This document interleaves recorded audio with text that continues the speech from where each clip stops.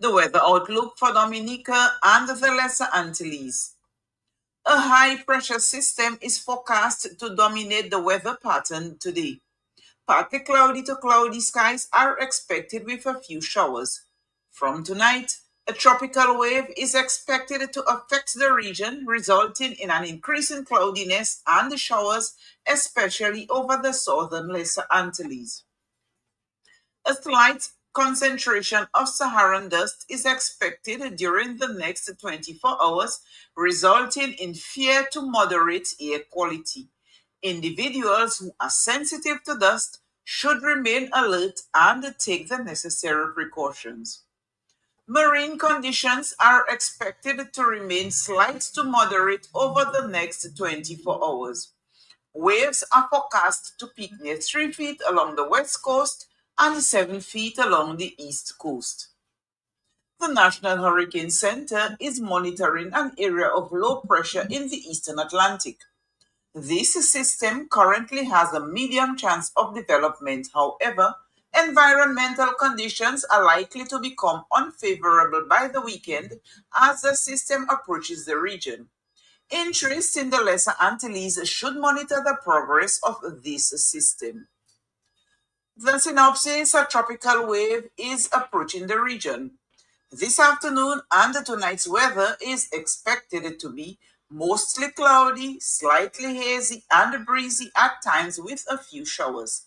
The winds will come from the east through to the east-northeast at 10 to 30 kilometers per hour with higher gusts.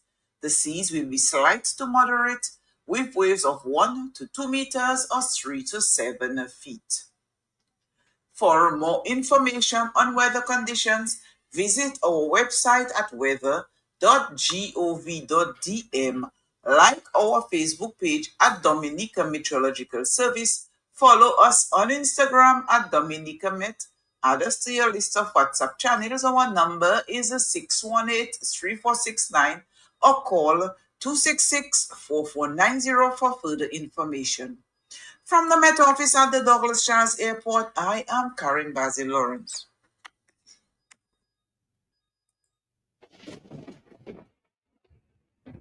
The hurricane season is upon us. Stock up on essential supplies before the storm hits.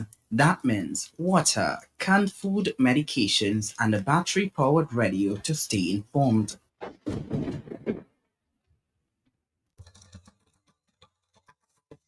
Mabrika, he holds the title of Shama, meaning high priest, spiritual leader or medicine man of the Kalinago territory, a certified archery coach and former counselor. Creole helmet features Kalinago elder Gerald Mabrika Langley on Friday, August 28th from 10:30 a.m. on Q95 FM and Q95 FM social media platforms. Kalinago elder Gerald Langley, a treasure trove of knowledge about the application and use of traditional herbs and nature's innate ability to heal. Gerald Langley, researcher of the Kalinago language and heritage. Gerald Langley, a member of the Carrie Food Cultural Group and founder manager of the Carrie Cultural Group. A drummer, a dancer, performer, and recipient of several awards, including the American Heritage Award and the highest cultural award in Dominica, the Golden Drum Award. Kalinago elder Gerald Langley on Creole Headbit on Friday, August 28th, 10:30 a.m. on the big station,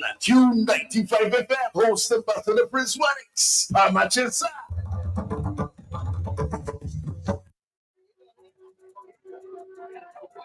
All right, Dominique, we're back. Taking your phone calls. Hello? Yes.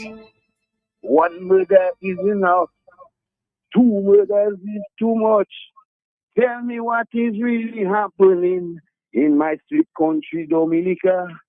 So I'm calling on the Prime Minister. They say it's you that have all the power.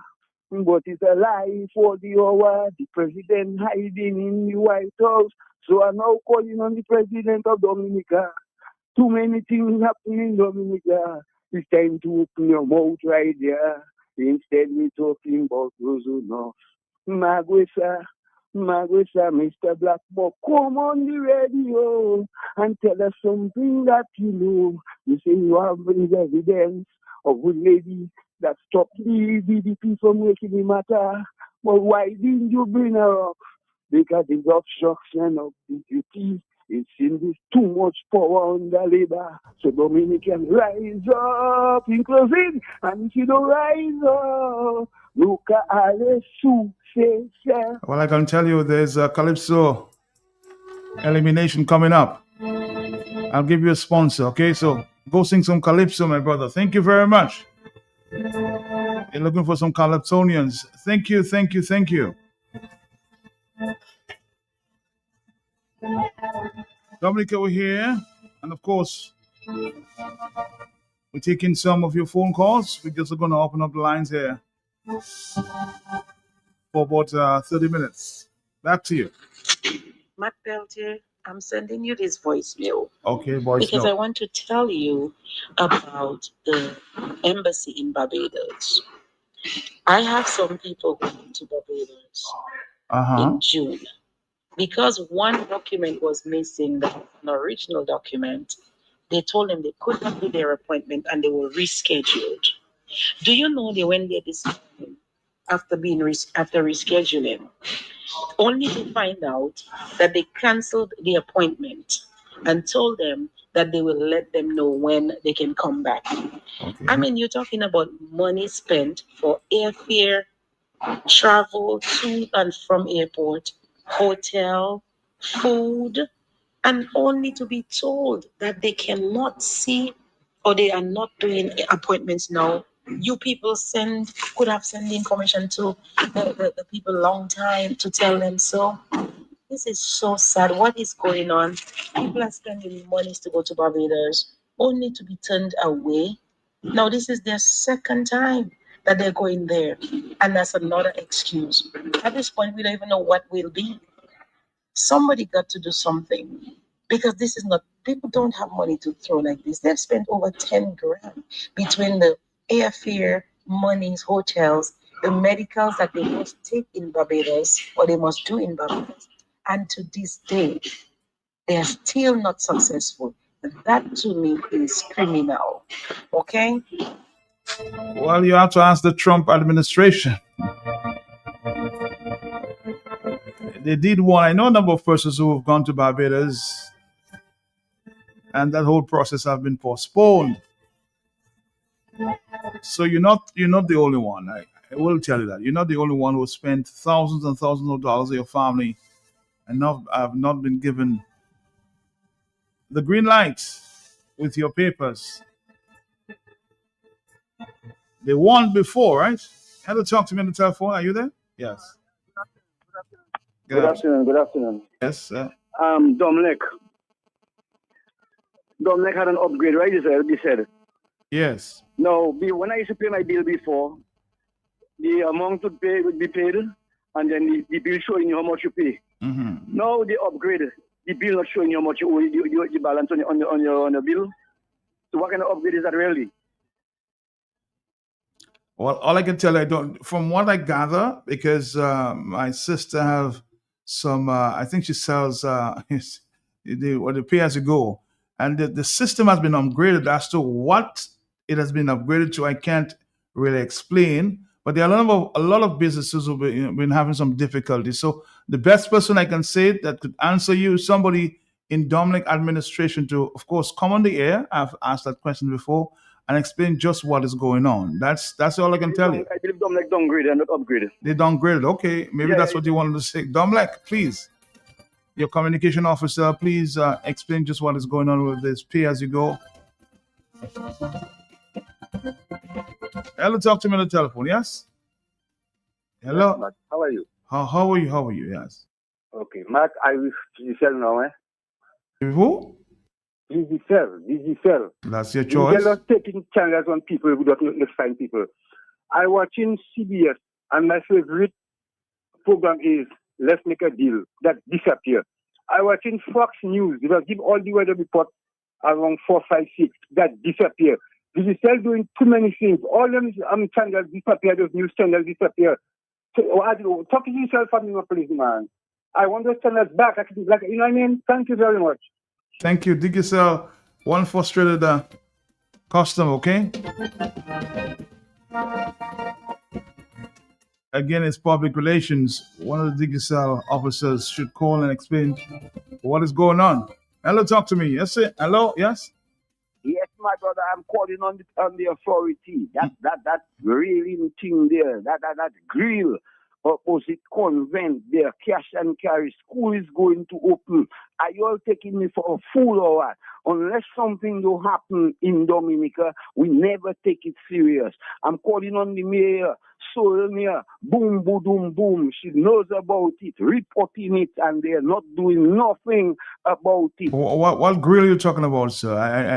I need an explanation. What grill are you talking about? Carry, cash and carry. What? Right? There is in the end of Yes. King George Street, Valley Road. Okay? So you're going up Valley Road, you're going up by station. Convent Prep, there's the hedge. In the end there, about 10 feet backwards to go inside Convent Prep. In the middle of the road there, there's a grill there. I told them how to temporarily fix it. Over 2 years temporarily fixed. Right now it's going down in the hole. Transport, a man can just spin it his wheel, that is it. A bike man, a bicycle, some kind of thing. Rain falling, a child going to run across, go down in that, break their leg. I am calling on you all. You all can close the road tomorrow, this afternoon, and fix the grill before something happens. Come on, Miss Melissa. Melissa, you hear me? Melissa, this is the Kabwe man calling you there. I want to see you in King George Street this afternoon at 5 o'clock. Come with all your bouncers. Just for me to show you that thing, and you're going to fix it. All right? In closing, Melissa, come, I'm waiting for you. All right, caller. Thank you very much. On the telephone. Hello, talk to me. Yes, yeah. Hello, good afternoon, Matt. My brother, how you doing? I haven't seen you in a long time. I haven't heard you, Matt, sorry. I'm there, Matt. I'm there. Matt, I'm calling in connection with the Wesley Primary School, as you're very much aware that the Skerrit-led administration and Fidel Grant, the parliamentary representative for Wesley, and the Communications and Works Minister, they demolished the Wesley Primary School for the proposed airport. And remember, I using the term proposed airport because I hear they're talking about it going to finish at the ending of next year. And it's just impossible, Matt.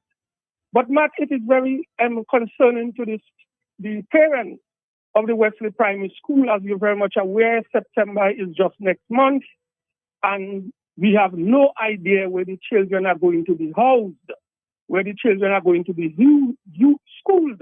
Last year, they were schooled at the Northeast Comprehensive School, which means that in the mornings, the secondary school students get a few hours of schooling, and from 1 o'clock, the primary school students get a couple hours again. It is affecting not only the small children, but the bigger students.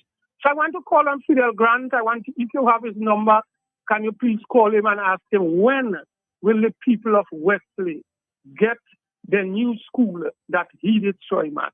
That is basically what's on my mind this afternoon. Well, let me ask you a question. I'm happy that you called because a few people have been calling me from that constituency, basically saying that they may want the person who's been elected or selected to represent them in that constituency seem to be a problem. I got a long list of persons signing a document saying that we need a change of power rep for the United Workers' Party.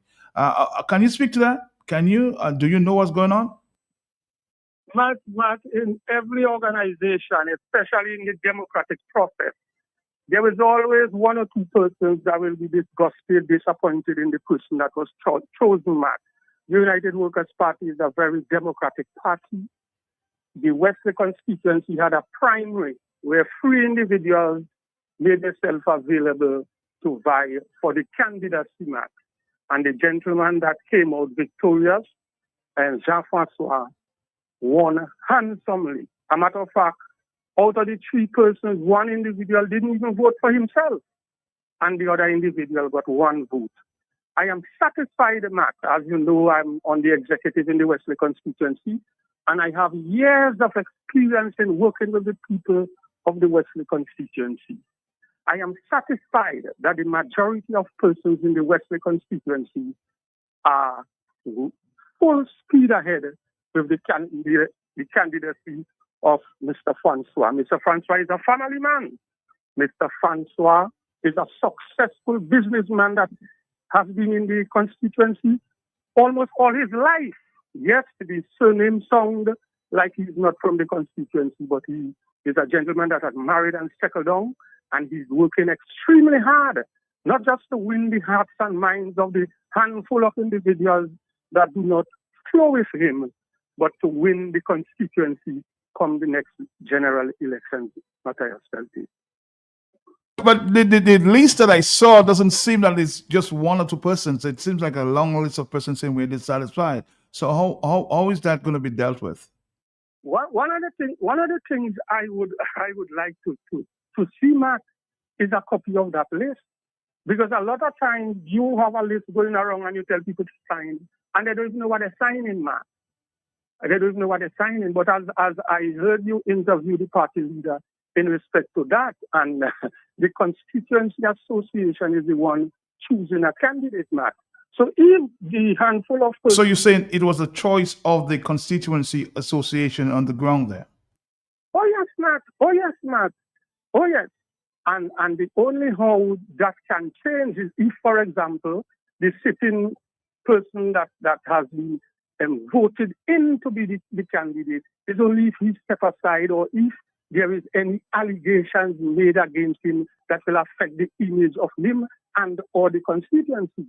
But Matt, I am satisfied that the gentleman, I mean, one of the things I'm so pleased about his candidacy, Matt, in years we haven't had an individual living in the constituency. I see an individual running behind Fidel Grant and when he passed into the constituency, because as you are aware, he do not live in the constituency. The former Carl Rep. Matt, he didn't live in the constituency. So we are satisfied, we are happy we have an individual living in the constituency, working with the farmers, working with everybody to ensure that we deliver the constituency at the ending of the next general election. So you're satisfied? Just again, you're satisfied with the person you have chosen to represent Wesley Woodfordale? Oh yes, Mark. For example, the same group of individuals, and I will continue to say a handful, made it clear that they wanted another gentleman. When the investigation, they don't just pick up somebody to represent somebody in the Parliament of Dominica, a lawmaker. When we shift to the guy, they themselves agree the guy couldn't make no progress. Look, one of them days, the gentleman, when did a village council election, 13 persons vied to run on the village council, and he came out last to get 54 votes. 54 votes, man. We want somebody that can win. Not one person can put up their hand and say, Jean-Francois is a dishonest man. Jean-Francois take that thing and didn't pay. Jean-Francois is not a family man that understands the constituency, that understands what the farmers need, what today the students need. We want back our school. We want market for agriculture and so on, Mark. So if they have a case, the handful want to have a case, and they can pass through the association. Because some people mysteriously believe that if they're going to knock on the door, Q95 is supposed to open and let them talk what is not based on facts. There is a process. Is it true? Is it true? Because they're putting that case forward that, to win that constituency, that person has to come from Woodfordale Hamlet. Is that true? But that doesn't make no democratic sense, Mark. We are living in a democracy. You cannot take out a man that retired six months. I lie. 3 months ago from England or America, and want to plant him like a young fig tree on the people. No. You have to bring, when we had our primaries, you have to bring him and we sift him to make sure that a crime he commit overseas and fly come down to make sure he wasn't deported or she wasn't deported. And then based on those information, you bring your documents and to us to know if you really is the person you claim to be. Our party is a democratic party, Mark. Down to the leader have to go. So you're basically saying here that you need to do you would have had to do a background check before this person may have to be had to be considered if that person had to be considered, sir. Yes, Matt, that is a fundamental fact. And to be honest, Matt, I don't believe in lying. Based on my age, I'm knocking on the doors of 60 years. I refuse to lie, Matt. Matt, I do not know the gentleman. How can you be living about 250 feet from me right now? And I don't know you. I don't know you because you left and go a long time and you now come back and a handful of individuals want to plant you on us after they tried to plant somebody else and we rejected them. It's a process. You have to follow the line. You have to follow the line, Matt. You have to talk on platform. We hear you. Make contributions working with the team. We hear you. You say, okay, you're a powerful guy. Maybe the next time around. Or we can go back to the drawing board. But you don't just come like a thief in the night, quote unquote, Matthias Felty Jr. And we have a machinery in place where we are investing heavy in Jean-Francois as our candidate moving forward and just trying to upset this thing to split the vote for people to feel that the constituency is not united. We cannot accept that. Well, I'm happy you sort of want to clear the air this afternoon because a lot of persons have been calling and but I'm happy. You said you're very as one of the members on the ground that you're happy with the candidate there for the Wesley constituency. Okay, thank you very much, though, Steve. Thank you very much, Arthur. Thank you. Wow. I know a group of persons approached me with a list of signatories. I just wanted to clear the air on that one, okay?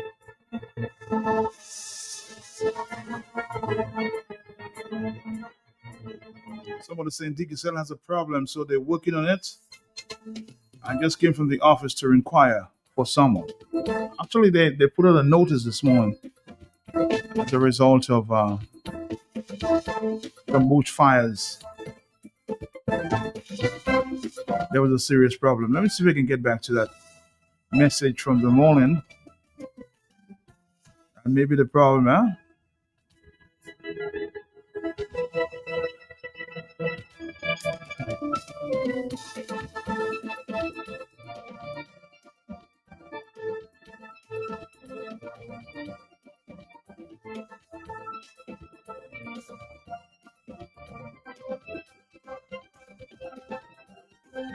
Yeah, that's the message I read this morning.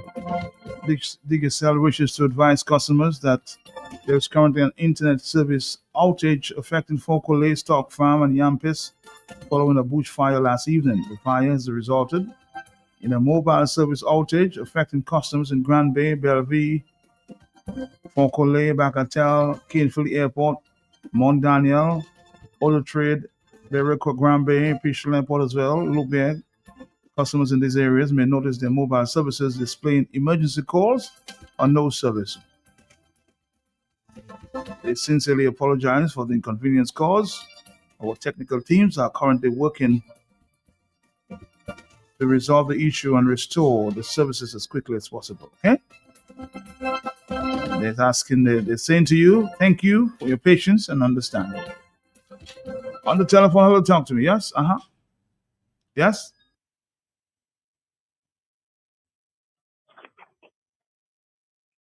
Hello, talk to me. Yes? Hello. Hello, yes. Hey, Matt, how you doing? Okay, yes. Hello. I'm here. Yes, go ahead, Hello, sir. you good? I'm here. Yeah? Okay, long time. That's Clint, Wesley. Oh, that's Clint from Wesley. Okay, good afternoon to you. Yeah. I just recognize your voice, yes. Yeah, I just listening to the conversation, I listen to the politics in Wesley. Maybe I shouldn't call, maybe I have to call, maybe I have to say what to think. But I start by saying, people mustn't be hypocrites and one-sided and funny. And, when you don't have what it takes to bring another person, you try all sorts of shenanigans to come through. Matt, let me tell you. I used to be a member of the United Workers' Party. I used to be the deputy chair of the United Workers' Party. And I can go on the record today to tell you the way that Jean-Francois was chosen is nothing compared to what that gentleman was just saying according there. Nothing. You understand? You hear him talking about village council and 54 vote is me.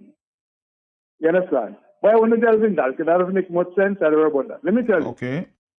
It is a fact that Jaffa Swar, I don't really have to even worry about that because I campaigning for the United Progressive Party. And so far, I'm having a very good campaign, Matt. Very, very good. Very productive. You see, campaign is not about coming in the same place every time and beat your chest with the same people all the time and make it more so. Beat your chest for the people you know that's supporting you all the time. But you do not have the ability to go to the newcomers and to go to the people that's on the other side you want to unseat. And that is where they're weak, man. It is a fact that Jaffa Swar is a very weak candidate. It's not because they didn't choose me. I'm more sensible than that. He is a weak candidate. And I'll go so far to tell you, the committee is asking the people, all of the people telling them that, you know, hear what they're telling the committee, the people in the committee, which includes him, because he is the PRO for the committee. No, the people telling them, they don't comfortable with that candidate there.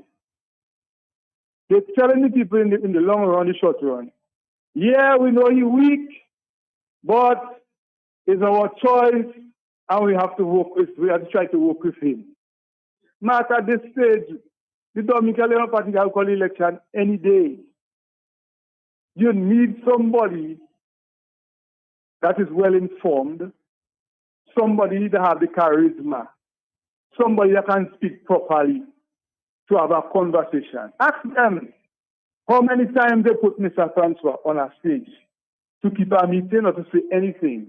And Mr. Francois has ever had a conversation where he could come across to the constituency or even Dominica to make Dominica and Dominicans know what he has in his head, what move he's going to make a farmer in Wesley who's put in a palm tree a better farmer, to fix all the bad roads that we have in our constituency, to uplift young people in an amicable way. How are we going to align ourselves with the international airport and whatever they have developing around the area? But none of those things. You can go on every recording and listen. And up to this day, there's nothing the young man can tell people from Wesley. No, I tell you that today, but just to say I have any issue with him. Jaffa Swar is a cool friend of mine. As a matter of fact, I represent the United Progressive Party in the Wesley constituency. And do you know, every now and again I will sit down with John and have conversation. I'd even help John tell John, you know, you're doing that wrong. But you know, they're so silly. When they see me and John talking, what else do? They are trying to evacuate him from me because I poison up. That's how they see me, you know, as a poisonous Wesley person. But no, I'm a very literal person. I understand everyday living. I understand a whole lot of things. So the most you'll hear them do, they will try to jump on my parade and say all the negative things they can. But you know, in my campaign, I don't have time for them. So they don't make sense. They don't make no sense. I just listen to him talking and he don't make no sense. But you're no longer a member of the UWP. You just said that. And you say now, based on your information on the ground, that you think this Jean-Francois is the wrong candidate for the UWP. That's what you're saying. Well, of course he is. Better people. Let me explain something to you. There's a young man from Wesley. His parents is from Woodford. I was in Woodford last night. I was in Woodford last night meeting with young people. You understand me?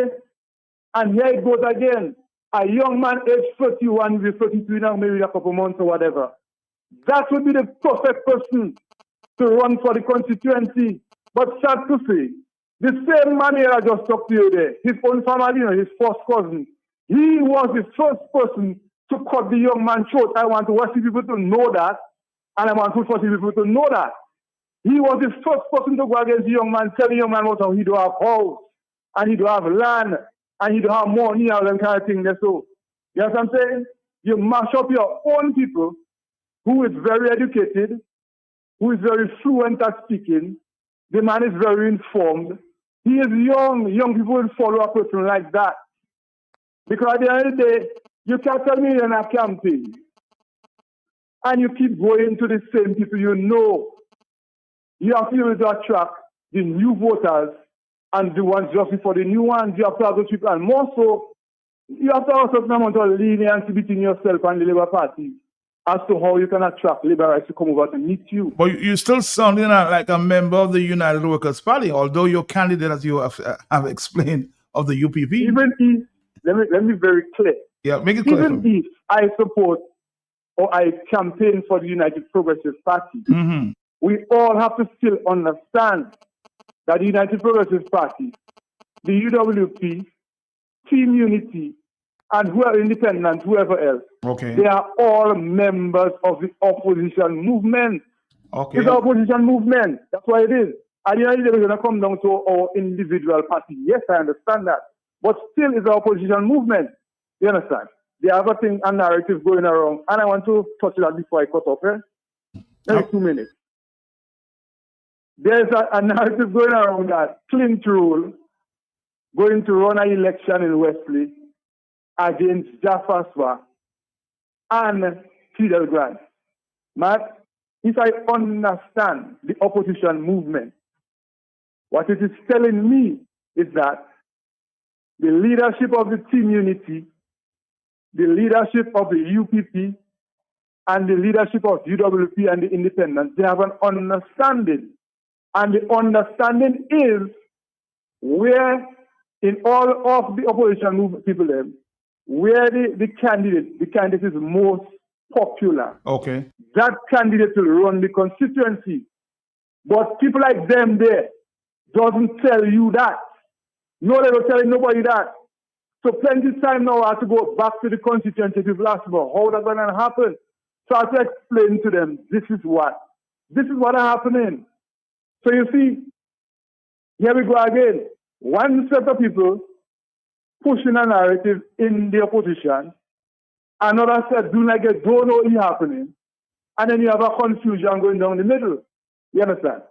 But to come back on keel, I'm not a United Workers' Party person. I was, but I can safely tell you, the candidate you hear him pushing there is a weak candidate. A very, very weak candidate, and you can listen to conversations with him. You can listen to him when they put him on the podium, and you will know. You need somebody that can stand up. Matt. Wesley now getting an international airport. Wesley now can get development. You need a person that can push that.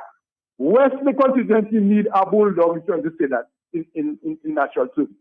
You need a person that can say no when no has to be said, and when yes has to be said. For Wesley and with 14 people. You don't need nobody because they're squeaky clean. You pushing. Man, you need somebody people following. You need somebody people following and people want to follow. I'll tell you that there's a few months, from what I gather, that before a general election, but this confusion has to stop. You agree, yeah? Matt, I agree, but when you come with the hypocrisy and trying to make people believe the candidate's strong and all, you must win. Matt, if United Workers' Party, if the government call election today, you know we can never win Wesley seat. Take that to the bank. Because they have the wrong candidate. That's what you're saying. But they know that. We know that, and everybody else in the committee knows that.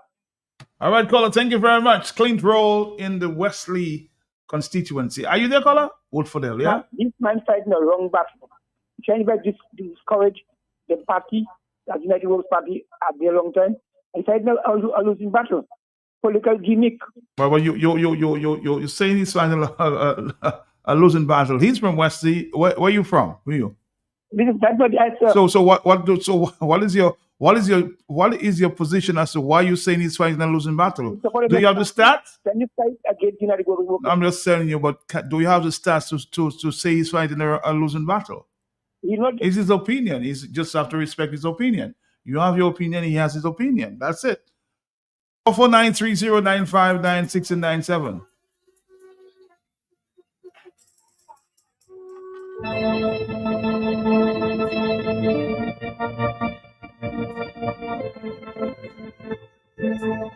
Sometimes we have to learn to listen. I don't think the confusion is necessary at this time. This all these heads have to come together and decide who may be the best candidate for Wesley Woodfordell.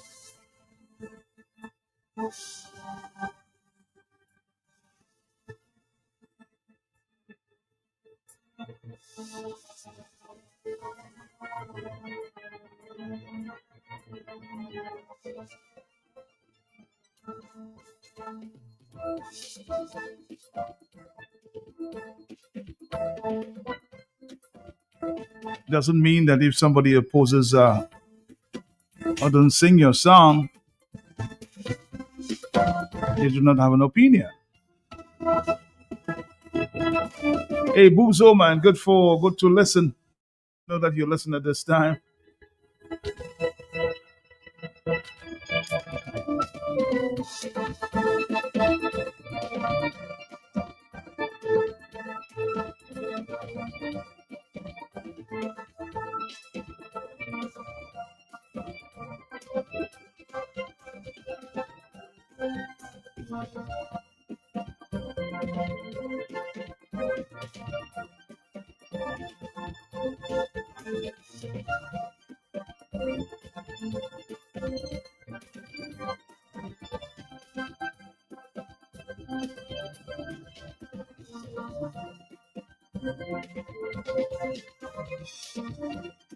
Yes, good afternoon to you. Are you there, caller? We missed this call. That's this call. Yes, hello, talk to me, yeah? Matt, hey, I'm right here. Go ahead, sir. yeah, man, I'm trying to be here and tell me, man, good afternoon. Matt, let me tell you, man, this morning and I never hear the guy that going up. I on your topic, you know. I never know the guy that going up for no. But Matt, when I hear him this morning for the first, I said, Lord God, what happened? The man need to practice to replace Papi earlier than look now I hear another. What is more Papi? But Papi was a more serious man. And Matt, you see right now, I was much more concerned before and wish you double to win. But right now, Matt, things with the Margaret King that to hell with them, too much of confusion, they just like scared. They hand-picking now. I listen. All right, caller, thank you very much. 449-3095-96 and 97.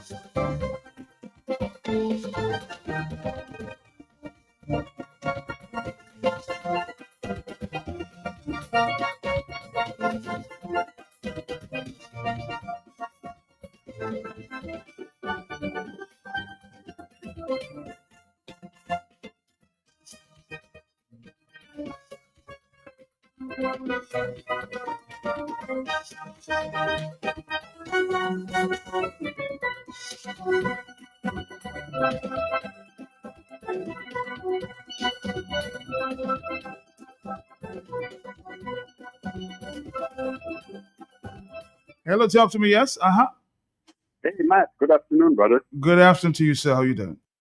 I am good, Matt. I am good. Matt, you may know that I believe that I was born in Wesley. I'm from Wesley. I was brought up in Wesley. I know Wesley. I know the people of Wesley. You're Ja Wesley, yes.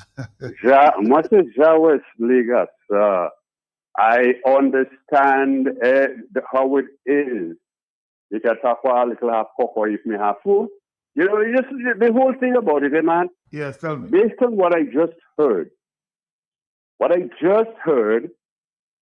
from my good friend and even a family member of mine, Brother Clint, I would only say to you, I can't understand for the life of me how it is that someone can come on radio and say, I am campaigning for X political party. More specifically, I am not a member of the United Workers' Party. In fact, categorically, I used to be a member of the United Workers' Party. But I am now campaigning, I'm even considering running for another party. And this same person must come on the radio and speak with authority to say that the person that the United Workers' Party Constituency Association has elected democratically is not the right person. I would say that this person is only meant to spread confusion. Any reasonable person would come to that conclusion. This person is not interested, firstly, in the United Workers' Party winning the constituency, and they are likely to do everything within their means to try and prevent that from happening. They may not succeed, as might be the case here, but that is the case. This is a constituency that I have voted in for since 1990. This was when the United Workers' Party first ran. And Matt, do you know that when I campaigned then in 1990, this same gentleman that the Constituency Association has elected to run today, that same gentleman was campaigning alongside with me for the then candidate who won the constituency, the first candidate to win the Wesley constituency. So in terms of the gentleman himself who is the candidate, I say this man is eminently qualified to be the candidate. Just the fact that he has been associated with the Wesley constituency from 1990 and still continues today, and the Constituency Association has now elected him. From what I am hearing, I wasn't part of it, but from what I am hearing, he has been comfortably elected to run for the constituency. My brother Matt, let us just consider that this is just confusion being set by someone who has another agenda. I believe personally, from where I stand, that constituency seems to be very comfortable with the gentleman that they have elected, and rightfully so. And I believe at the end of the day, this is the gentleman that should run since the people have elected him. And the Wesley constituency is a United Workers' Party constituency, and they will, in my opinion, likely vote for the next UWP candidate, and we are well on track for doing that. Matt, I will end by saying I stand with brother, the gentleman who first called, Steve Benjamin. I stand with Steve Benjamin in terms of what he has had to say. I support what he has to say. My cousin Clint, brother, I'm sorry, I cannot support you on this one. You're fighting a losing battle. I say do what you have to do. You are free. It's a democracy. You are free to support any party that you wish. You no longer wish to support a particular party. Leave the party alone and go on in your party, and that's what you have to do. Thank you very much, brother. All right, thank you very much. Now, let's take a break. We'll come back. When we come back, we'll be talking to the leader of the UPP, Mr. Joshua Francis. Get a feel of what he's feeling on the ground right now. Can I come back, Dominica? After this. He holds the title of Shama, meaning high priest, spiritual leader, or medicine man of the Kalinago territory, a certified archery coach and former counselor. Creole Helmet features Kalinago elder Gerald Mabrika Langley on Friday, August 28th from 10:30 a.m. on Q95 FM and Q95 FM social media platforms. Kalinago elder Gerald Langley, a treasure trove of knowledge about the application and use of traditional herbs and nature's innate ability to heal. Gerald Langley, researcher of the Kalinago language and heritage. Gerald Langley, a member of the Carrie Funa Cultural Group and founder manager of the Carrie Cultural Group. A drummer, a dancer, performer, and recipient of several awards, including the American Heritage Award and the highest cultural award in Dominica, the Golden Drum Award. Kalinago elder Gerald Langley on Creole Headbit on Friday, August 28th, 10:30 a.m. on the big station Q95 FM, hosted by the Prince Wanix. Amachesa.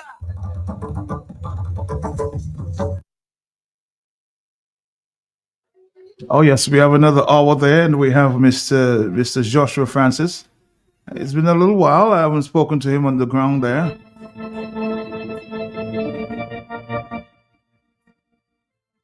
A few issues to explore.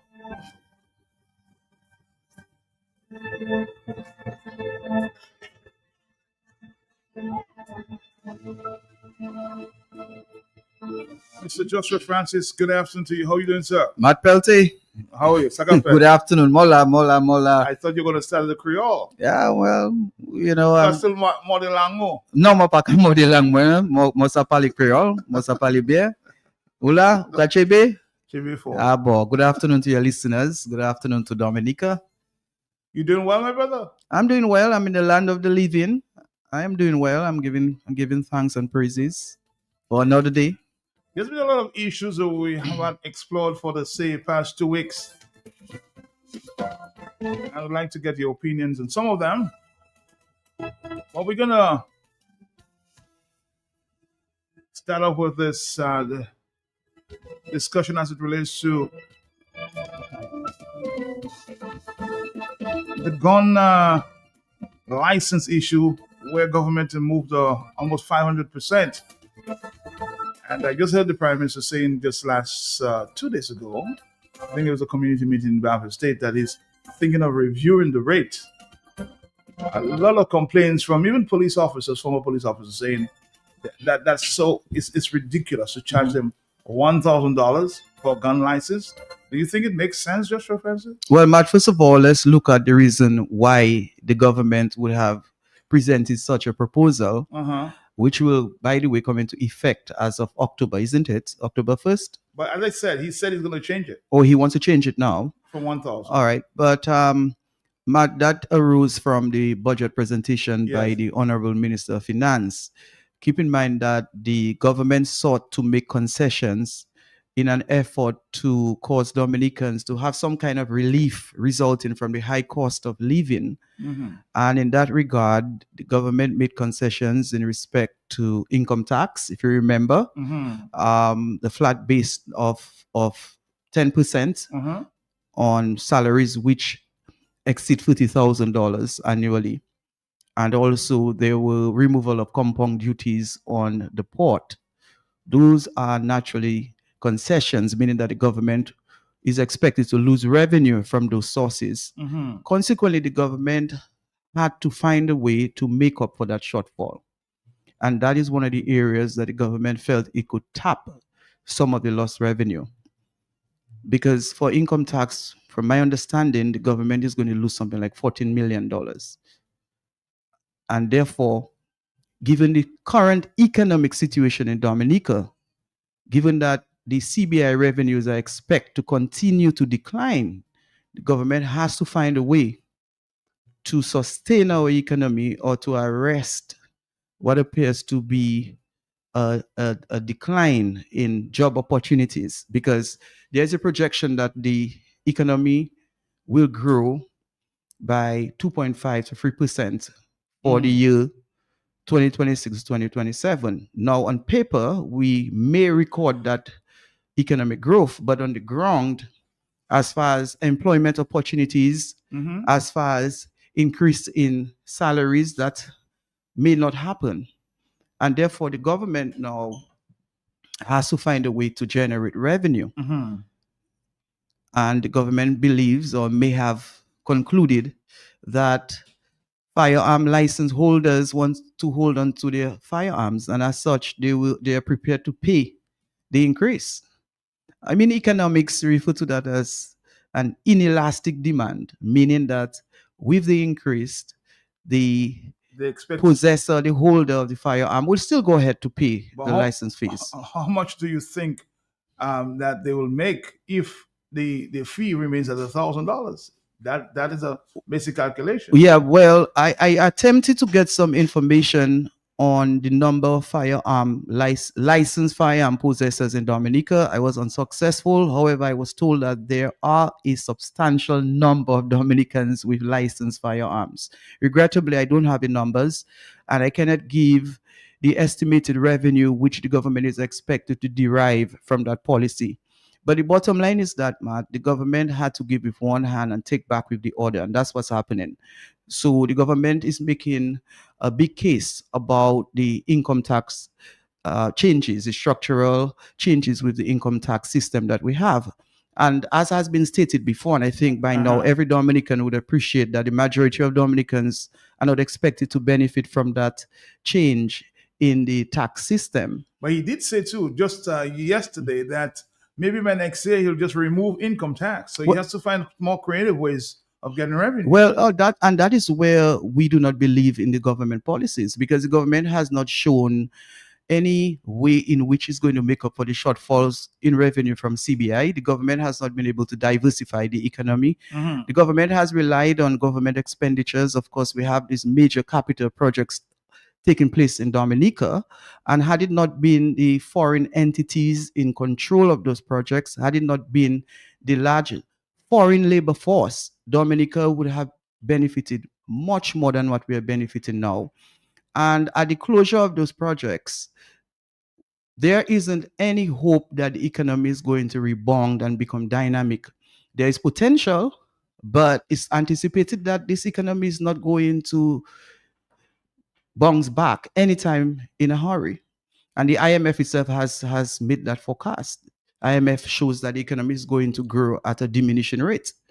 So the government has to think of ways in which to generate revenue. And of course, But they have to be very creative, Joshua. well, that's the thing, but we have not seen any creativity on the part of the government. And it's now too late for the government to do anything in the short term to salvage the dying economy that we have. So on paper, the economy looks modestly decent. It appears that, we have realized in some one word, economic Joshua, growth. in one word, how would you describe the Dominican economy now? Sad. It's a sad economy. It's an economy that is limping. It's an economy that keeps hemorrhaging human resource, capital resource. One of the major problems that we're encountering right now is capital flight. Matt, for example, the construction of the international airport, Mhm. the company responsible for the construction is a foreign entity, and a huge chunk of the labor force Mhm. constructing the international airport are foreigners. And my understanding is that they are paid abroad. Further, I understand that a lot of those foreign nationals do not shop in Dominica. They do not entertain our vendors. They do not entertain our landlords. They do not save in our financial institutions. Therefore, they are taking away resources that under normal circumstances that we would enjoy. Of course, there's something called money velocity. More money in circulation, with everything else held equal, the economy would expand. Our economy has been expanding on paper, but on the ground, Dominicans continue to cry. Dominicans continue to complain that they are working from hand to mouth. Our working population continue to cry. We have something called the working poor. So persons are working, but financially they are not prosperous. Dominicans have been in a survival mode for a long time now. And this government has not created the environment for prosperity. It has created an environment for survival. And even at a survival point, most Dominicans are struggling. Hence the reason why we have so many people leaving our shores. I want to play the next ad, and then you'll give me your view on that, because a few people have been commenting, people in finance have been commenting. But let me allow you to hear. Maybe you have not heard this one.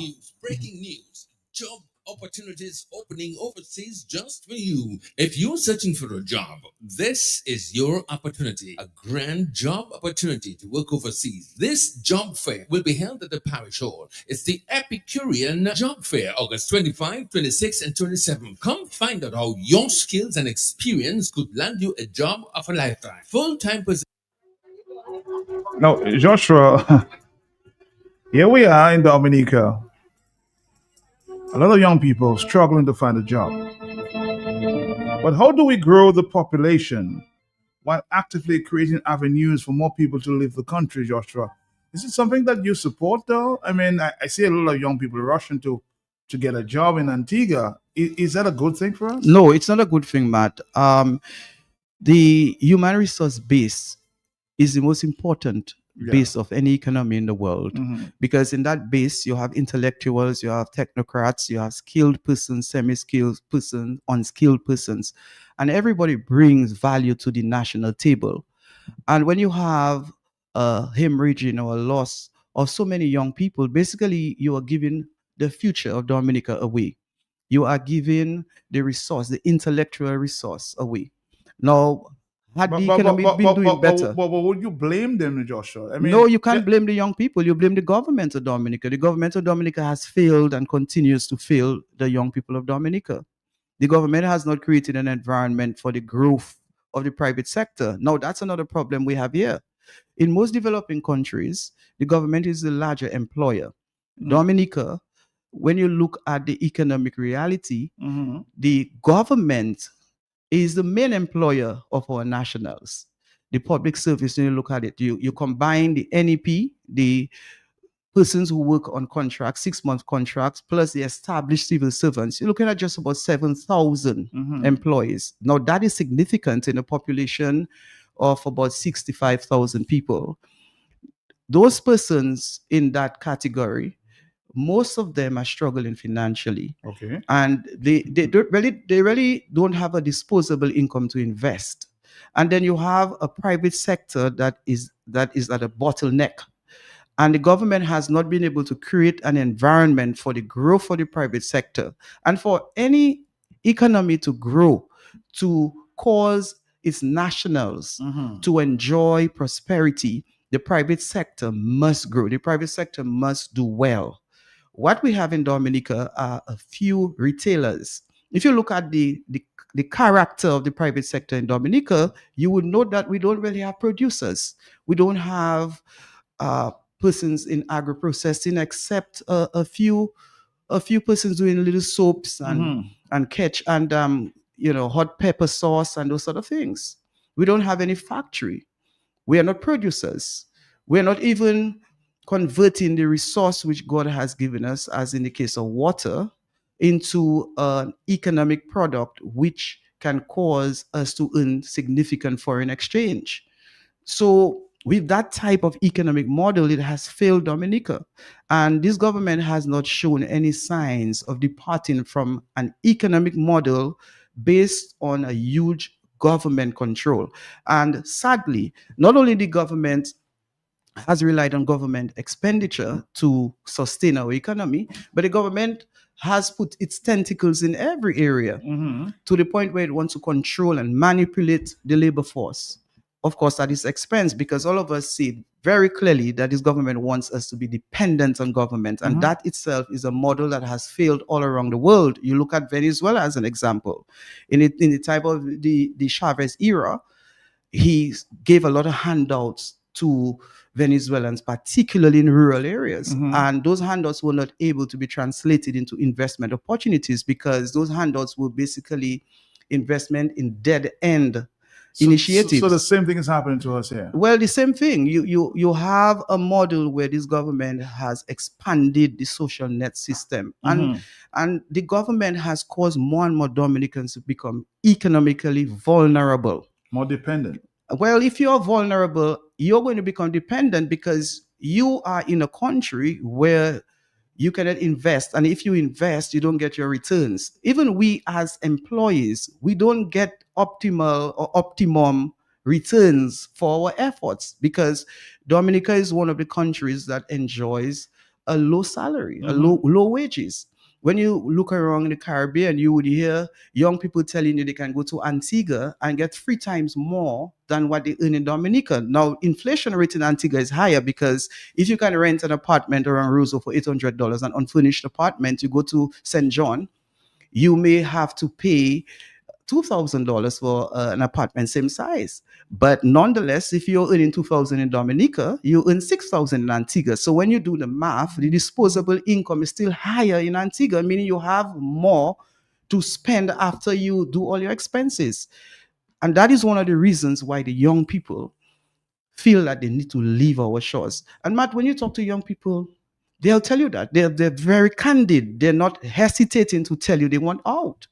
They want to leave this place because from a practical point of view, if a man is 25 years old and he's earning 2,005, or let's say 3,000, let's say a young man is recruited in the police force, he earns about $3,200 monthly, he's 25, and he wants to get a mortgage. Now, a mortgage right now, you're looking at about $400,000 to $500,000 for a 3-bedroom house. Out of that, he has to pay about $2,000 monthly Over for that mortgage. 1,800 based on his age. Yes, based on his age. 25 years old, it's going to be around there. A 30-year mortgage, as you know, the mortgages make us slaves. And then he wants a car. So he imports a car that values about $20,000. He pays about $20,000 EC dollars for that car. He takes another loan and he has to come up with an additional $800 monthly. Do the math. So by the time he settles his mortgage payments and the car loan, he has very little to spend. Now, from that very little he has to spend, he's going to pay for groceries. And where we have another problem. He has more bills. The price of food is high. And that is where we realize that this government has failed. 26 years, and instead we produce more food. Instead, we consolidate food security in Dominica. We have gotten into a place of food insecurity. Our farmers have left the fields, or rural economies are in shambles. And again, that's another failure of this government. The government should have understood that for Dominica to prosper, we have to make the rural economies grow. And the pillars in the rural economies would have been agriculture. But a government that has failed to empower the farmers, a government that has failed to create the necessary avenues for farmers to grow and for farmlands to expand, naturally the rural economies collapse. There are no agro-processing plants in those areas. You have a few cottages in a few rural places, but those cottages are struggling. They are struggling. Let me allow you to listen to a frustrated mother, I think. Yeah. Do those things. I really do those things, but I let off some steam. I don't understand why I need to send Lucia there. Have so much developed. I understand because I know population in a country is important. But if every opportunity we have to title people or children that just finished high school, look at the amount of children we just have graduated, look at the amount of children with great CNC grades. And those that didn't do so great, but they have so much potential. I am not judging nobody on CXC grade, right? Because I did well, but I wasn't on top like the others, but I was fine. And I don't understand why we have to be creating, other countries have to be creating jobs for our children to leave. We don't want our children to go. We want our children to stay. We want our country to grow. Huh? You want to start a little business, it come out, boom, nice, 2 days, 2 weeks, 3 weeks after a month, you drag in, you can't pay your rent, you can't pay your bill, business closed down, you go somewhere else. You need to Coconut in there, the amount of the young people that live Coconut and go, the amount of people that live in and go, why all people have to live and go? Why all people can't stay and build our country? Where are the fucking opportunities? Where are the opportunities to build our country? Where is it? The young people are frustrated, Joshua. Yes, sir? Matt, they are frustrated. Now, when a young person leaves the island to go elsewhere to work, not only the island is missing an opportunity to gain from the resources of that young person, but you're looking at disintegration of family ties and family bonds. Every mother would prefer that their children are on the island, whether the children leave their homes and go to another village, but at least they would be able to see their children regularly. They would be able to just get onto a bus, a public bus, or onto a car and get to their children. When a child leaves the shores, especially if the child goes far away, as in the case of the UK or Canada, the probability that that parent is going to see that child once a year is lessened significantly. So losing our young people is intellectual flight, it's brain drain, and it's also a disintegration of family ties. And that is a very serious issue. Now, admittedly, historically, we have always had intra-migration, meaning that persons leave in Dominica to go neighboring islands. But the droves in which our people are living Dominica shores is unprecedented. The last set of children, the last set of graduates from high school, if you were to go and interview them, Matt, you should not be surprised that most of them are ready to leave at 16, 17, 18. Some of them, they cannot wait to get to 18 to leave Dominica. I talk to them, I meet with them, and I hear them out. They don't have much confidence in this country. And that is one of the challenges that opposition politicians are having on the island, to get young people to get registered to vote or to confirm to vote. They have lost confidence in the system. They don't see hope. They don't see it. And some of them drown their sorrows and their burdens in COism. That is where CO politics come in. They drink and they get a good time just to bury their sorrows, their frustration, their anxiety. So we really have to turn the country around. A lot of young people like that. I meet young people like that every day. I just came from my office and I had a conversation with a young person, and she said, "Josh, I want out. I want out." You want to leave this country? Yeah, she wants to leave. She's a single parent, a single mother. She's working, but she's amongst the population of the working poor, struggling, cannot make her ends meet, cannot save money on a monthly basis. And even when she saves $5, she has to go back into it before month end. Because of course, when you're working, you have to make provisions for unforeseeable circumstances. If you have a car, your car may run into a problem, and you have to get monies to maintain that car. And sadly, Matt, Dominica has been dependent on remittances, particularly in certain rural places such as Casibros. The residual population, and I say residual population because we have had a lot of depopulation in certain areas in Dominica. When you go into those communities, it's clear that a vast number of persons have left those communities. And the main reason, economic. Because most Dominicans would prefer to stay in Dominica. Dominica, by nature, is the best place in the world. A country with abundant water, fertile soils, relatively peaceful place, lovely people. We have not gotten crude and cruel and nasty as certain people in the world. We still look out for our neighbors. In certain areas, we can still leave our windows open.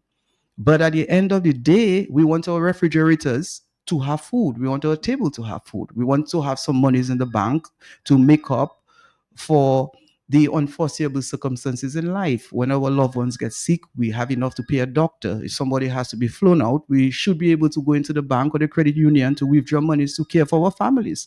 But that's not what's happening in Dominica. So people are frustrated. People are tense. People feel that a drastic change must take place. And that is one of the reasons why I'm in the race, because I want to be an agent of change. I want to be a catalyst. I want to bring relief to the people of Dominica. Let's take a voice note. Matt, a pleasant good afternoon to you, and good afternoon to Mr. Joshua Francis and all of your listeners. Matt, I am very happy you play back this clip, for Mr. Francis, because I understood today is a Free Wednesday. But Matt, I don't really send voice notes, Anytime you see I send a voice note, well, you're the boss. If you want to play it, you play it. Nobody cannot direct your program. And who am I to direct your program? I will never do that, Matt. But Matt, I don't really send voice note. Anytime you say I send a voice note, because I cannot call. Where I am, I cannot call. But Matt, the last time when this voice, the job fair was going on and you were interviewing the lady, Matt, I was concerned about something and you asked me, what is my question? And that wasn't wrong, because I did not ask a question, Matt. But Matt, we have to be careful when we listen to Blessings, No, a lot of people don't agree with him. Sometimes I don't agree with myself. But Matt, we have to give Blessings some kind of little thumbs up for sometimes, Matt. If not all the time.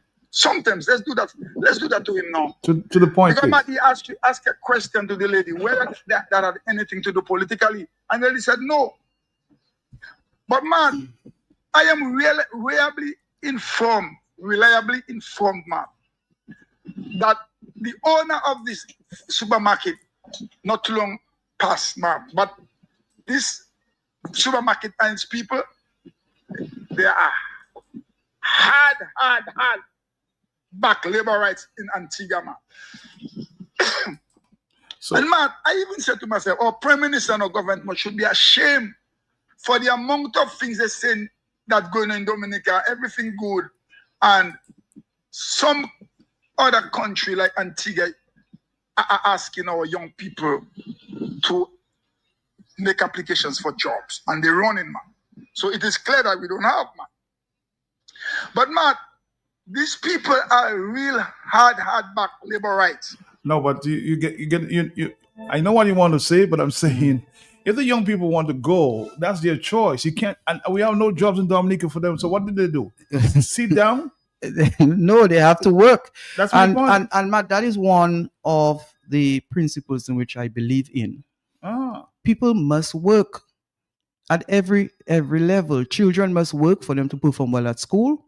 Young people should work for them to care for themselves, to develop responsibility, to develop independence, and to contribute to national development. And any right-thinking government, any viable government, has to focus on job creation.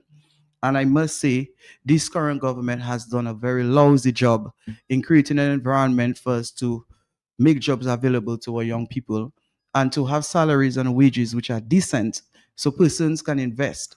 Because we have to focus on investment. We have to focus on salaries and wages which are making sense. Our people are not being properly remunerated for their efforts. Our people have too few opportunities. Somebody's asking the question to ask Joshua to explain. I don't know how you're going to explain that. But why is the government not holding a job fair for an airport that is set to be completed at the last quarter in 2027? Well, Matt, and that is a very important question. I was in a particular constituency over the weekend, and I had that type of conversation with a few constituents, whereby I asked whether there has been any consultation with their PAL rep concerning job opportunities in respect to the construction of the international airport. Again, a visionary government, knowing that it is proclaiming that the international airport will be completed in 2028, at this stage, should be in the corridors having conversations with Dominicans as to what opportunities will be available and to make opportunities available in terms of financial resources. So, for example, in places like Kalinago territory, there should have been consultations with persons in that constituency, in the Salibia constituency, in the Wesley constituency, in the Marigold constituency, as to how the constituents could benefit from the airport upon its completion, whether it's in restaurants, whether it's in taxi services, whether it's in agriculture. But again, the government does not have that kind of vision. This government never had a vision. This government was always about immediate projects, dead-end projects, and political seduction. A responsible government would have had those type of discussions with the catchment area of the airport, because naturally, upon completion of the airport, there are going to be demand for different services. Simple things like barber shops, simple things like, restaurants, etc. So that question is a very important question. All right, 449-3095. The telephones are going here. 449-3095, 96 and 97. Okay, thank you very much.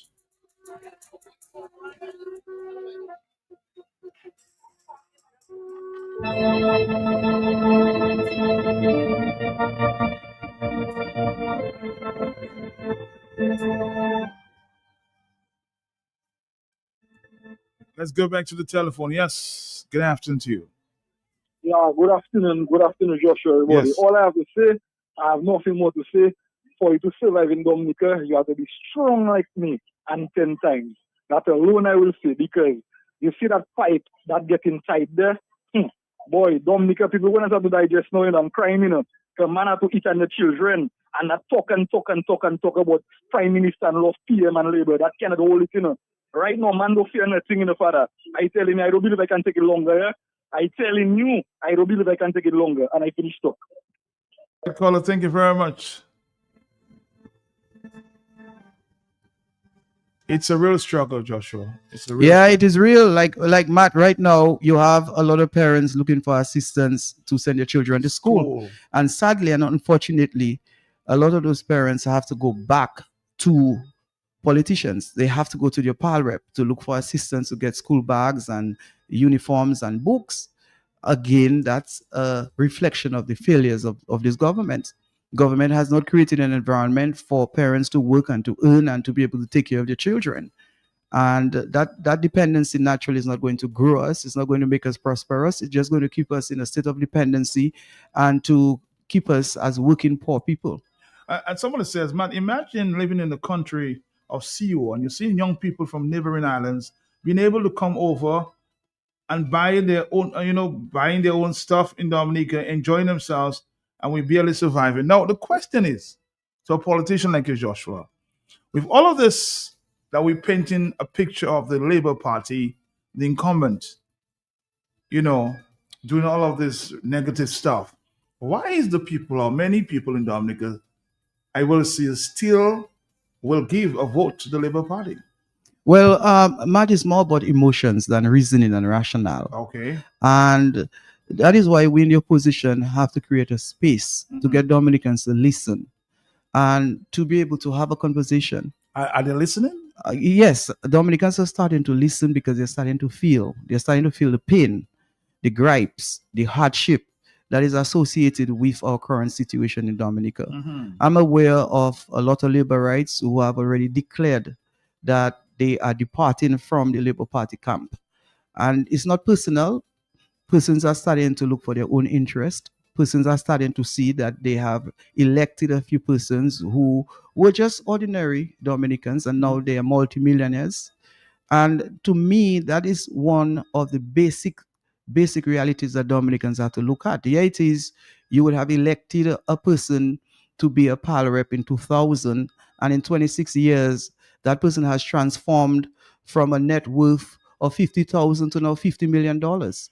And while that person has grown, you have regressed financially because in 2000, yes, you had your little house, but you had at least $20,000 saved in a financial institution. Now you have $1,000.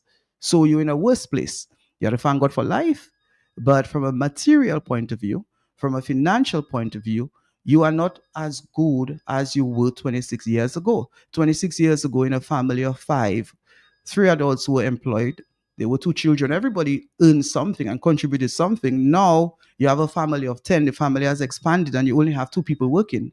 The rest are out there dependent on an uncle from the United States. Now, as I was saying, we depend on remittances. Some families depend on remittance. But because of what is happening in the world, as in the case of the United States of America and Europe, where we have a lot of Dominicans, even within the Caribbean, because of global inflation, our family members cannot afford to send us as many barrels and send us as much money in Western Union and MoneyGram. So we receive less, we are making little, and in some cases, we are not making anything. Question to you. What do you think about the increase in deposit fee for registration of candidates contesting the general election, Joshua? $1,000 now. Yeah, well, that is why anyone putting himself in the race should not lose his deposit. Because you can get back your money if you do not lose your deposit. And whoever wants to enter the race has to take that into consideration. Are you going to put $1,000 to lose your deposit? So you have to think seriously. Yeah, well, certainly. Right. But Matt, we are in trouble in Dominica. By now, I hope every Dominican understands that the revenue we generated from CBI is on a decline and possibly will be zeroed, as the European Union has informed by 2028. Is it 28, Matt? June 1st? We should do away with the CBI program. They gave us 2 years to do away with it. And should we not accede to their request, then visa restrictions will be on Dominicans. The value of Dominican passport will naturally be less. The viability of our passport on the global stage will be less, and therefore CBI revenues would dry up. Let's take a voice note. Yes. Good afternoon to you, Matt. Good afternoon to Josh. What's up, Josh? I'm well, thanks. Keep the fight, Josh. Let the people know, that there are people who can come to the rescue, and you're doing a good job so far. But Matt, I think Dominica missed the biggest opportunity. Right, in terms of employment, how this young lady came in this job fair and trying to get people to go to Antigua. Matt, the biggest project right now, maybe in the Caribbean, is Dominica building an international airport, Matt. Is that so? Mm-hmm. Did you ever heard them talk about at least going to get people to help, not help, but, for work to come to Dominica to get employed because they want to build an international airport. They built an aerial tram. They built, right now, I understood that they're building a marina, man. But where are the workers? How many workers? Because I heard Clarence say 400 workers was on the airport working in an interview when he called about 400 people working at the airport. I'm not sure. But Matt, after this project finish, Matt, I mean, when come for initial stage of building, you find you get a lot of people because after building finish, people will go back to their home or some will stay, But nobody came to Dominica, man. People are more leaving while these guys are advertising all their project. When you tell me, young people are running to go to Antigua still. So what are they talking about Labour? Why do people have to talk about the Labour Party still? Why? Tell me, why do they have to talk about Labour Party? When some of the mothers and their children are heading out of Dominica, go in, okay? I mean, the best place for you to stay is in your country to work. But if things are not working for you, you have to leave, and that's what happened. It is not working for the people. So I'm telling the people of Rosa North, you have a chance to make the rest of Dominica know that you have started the fight. You're going to make the decision. I don't know what decision you're going to make. We will hear when you are vote what decision you make.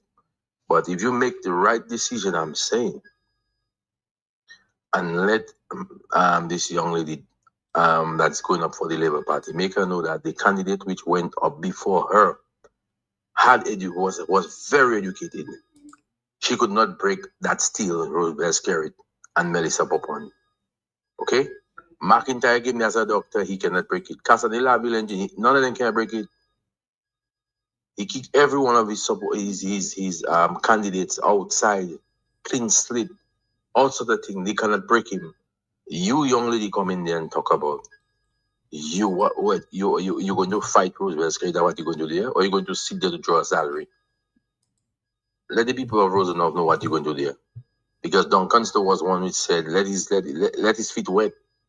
And after his feet wet, we should know what we're getting right now. Blows we're getting. So I think you're the next one like Duncan Stowe. That's how I can see it. Because many others has come before and continue to come and play the same role that they have been playing. So I think the best bet, Rosenau, you better make that change. I'm not telling you what change to make, but but it's pretty obvious. 449-3095, based on your voice note there. You don't have to be a rocket scientist to deduce from that voice note, right?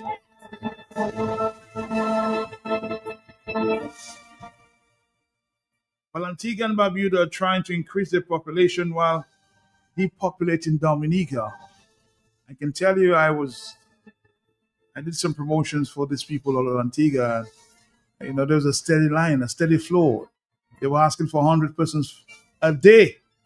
And I just read too that Barbados is coming in next month. Yeah. Trying to recruit more workers. What is really going on in Dominica? Well, Matt, the government has accepted that it is hopeless. The government has accepted that it has failed the people of Dominica.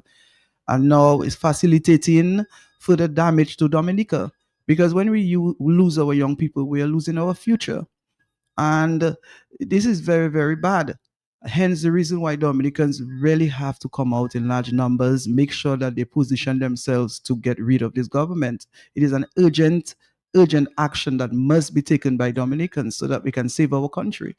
There are a million reasons and more why we need to change this government. We have not even gone into the area of health, how this government has failed us in regards to the healthcare system. We haven't gone in the area of the environment in terms of how the government has managed our environment. We have not gone into the area of social services and the social sector of the country. After all, a government for 26 years and has not been able to do something like building a rehabilitation center. Our young men particularly continue to suffer. We have not even gone into that area. We're just focused on the basic economy of Dominica, and we are seeing the failures written on the wall. This government has failed us, and we need to arrest that dying trend, that death that Dominica is undergoing, and to resuscitate let's talk a our little economy. about you, Joshua Francis. So how you been doing? I know you've established and said that you may be contesting, or you will be contesting the next coming election there in the Carib territory, KT. You call it KT? Yes. How's that sit there? Well, the Salibia constituency made up of the Kalinago territory from Siniku, Maua River, Golet River, Crayfish River, Salibia. That's a big one. Yeah, Bataka, Atkinson, and Treasil, the people of Concord. Of course, Matt, politics require a lot of work, and anyone who is vying to be a parliamentary representative must put in the work. So that's what I'm doing. It's about building relationships with the constituents. It's about adding value to their understanding.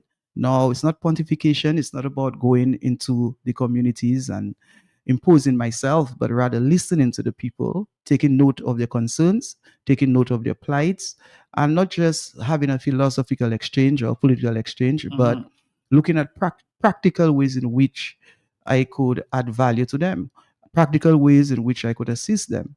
Because Dominicans generally have a lot of needs. People have a lot of economic demands. People are struggling financially. Imagine me, teachers, nurses, even doctors. They're working, they're making money, but at the end of the day, they still need financial assistance for one reason or the other. And that is one of the greatest challenges that the people of the Salibia constituency are confronting. How do you react to a saying, quote unquote, that anybody that comes to the Carib territory, as you have described it, on the final night will decide, or would decide who wins that seat? Well, first of all, Mr. Pelty, thank you. The Kalinagos are authentic people. This notion which is being peddled that Kalinagos are more susceptible to propaganda and to deception more than other nationals is untrue. Kalinagos are genuine people. When they give their word, they stand by it. Of course, like everywhere else, you're going to get exceptions. Right. But generally, Kalinago people are very honest people, are very sincere in their understanding. And when they tell you they're going to do something, they will do it. I mean, after all, when you look at the history of Kalinagos, the behavior, the spirit of the Kalinago people is very clear. Resilient, strong, courageous, steadfast, honest people. And it's a pleasure to be working with my people. It's a pleasure to be on the ground and to listen to them and to be part of organizing events and to develop a vision to create green jobs in the constituency, to create opportunities for Kalinagos to be restored to their former glory. Independent people, working people, people who live with dignity, because you must appreciate the importance of opportunities for people to work. There are not just financial consequences when a family is not employed. The issue of dignity comes up.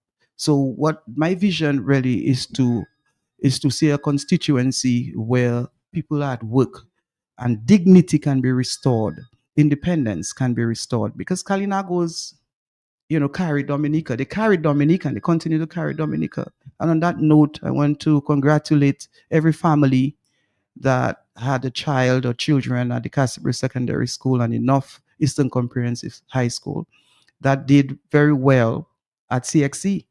The Kalinagos continue to demonstrate competence and continue to show that they have a very, very important role to play in the future of Dominica. Is there a light in the tunnel for Joshua Francis in that constituency? There's always a light. Joshua Francis is a light. I don't know what is darkness. Wherever I go, I bring light. And I'm just happy to be working with my people. I mean, I feel good. I feel excited. I have hope. I see a better Kalinago territory under my leadership. Is a better Salibia constituency? Is it a winnable seat? Matt, any seat can be won.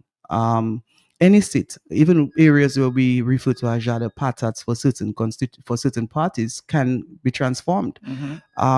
Anyone who wants to win a constituency must take the requisites to win, and that includes humility. Humility encompasses listenership. You must be willing to listen to constituents. That includes love. Now, in some cases, people depend on propaganda and deception to win people. I don't have that in my heart. And the party's platform on which I stand is a clean party, and it promotes a very clean type of governance. And as such, when I get onto the ground, I bring honesty with me. I bring love. I bring kindness. I bring care. I bring vision. And it's not a question about when I get into government, I will help. If I can help, if I have a bread and someone needs a bread, I will share my bread. If I have clothes and somebody is naked, I will share my clothes. If somebody is thirsty and I have drink, I share that drink.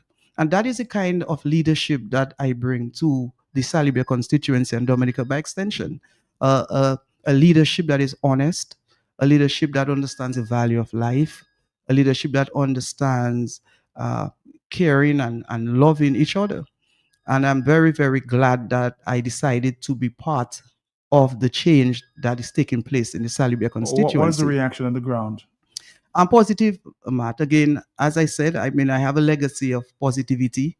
I showed it in the Roseau South constituency in 2014, and it is going to be bigger, brighter, and better in the Salibia constituency next time around. If we have to compare the both constituencies, what would you say about the Carib territory compared to Roseau South? Well, both that you won in 2014. Yeah, both constituencies, constitute very loving people, caring people, receptive people. And on that note, I want to take the opportunity to say thank you to all the households that allow me inside and to sit on chairs and to share my vision. The Roseau South constituency naturally differs from the Kalinago territory in terms of geography. There are about at least 11 hamlets in the Roseau South constituency. Geographically, it's a very large constituency. Is the third largest constituency in terms of numbers after Maho constituency and the Roseau North constituency. So I would have had to traverse more in the Roseau South constituency as far as moving from one hamlet to the other. The histories are different. Of course, the Kalinago people stand out for many reasons, given the fact that it's the first people of Dominica, given the fact that it's a tribe. And of course, we must not forget Atkinson and Antrizal, very beautiful people.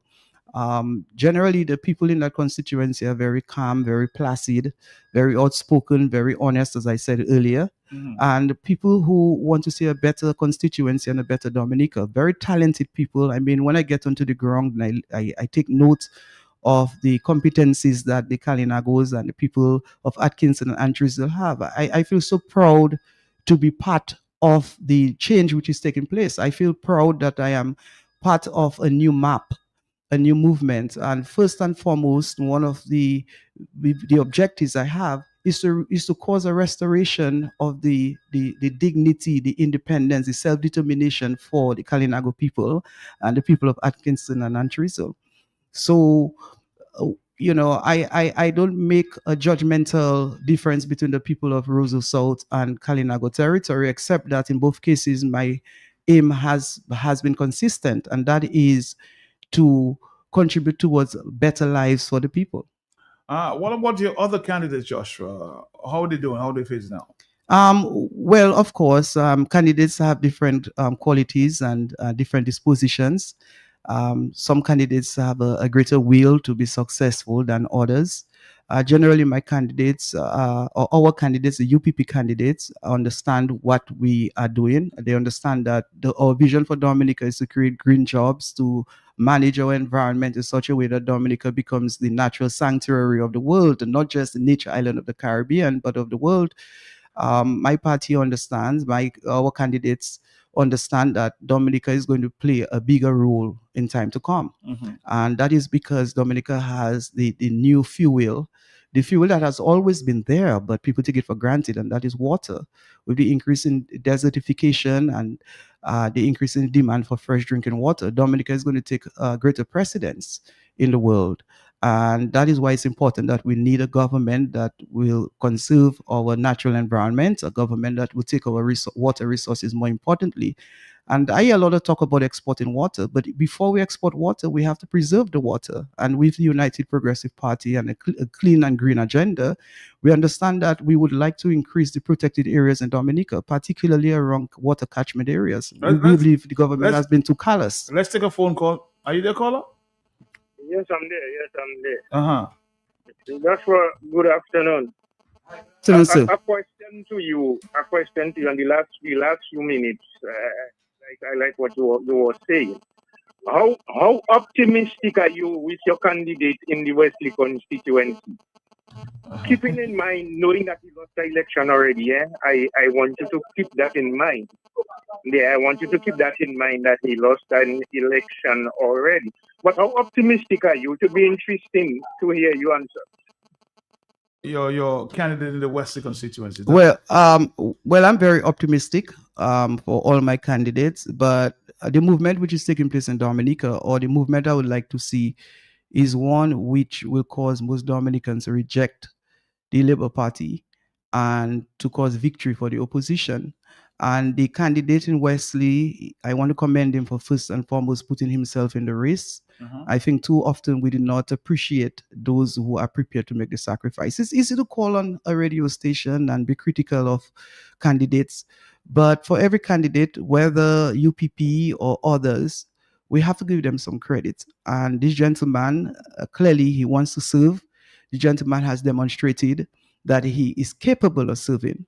But of course, Matt, in this movement, we will get to a point to know who the people really want to be their pal rep. And at this stage, I am optimistic that Mr.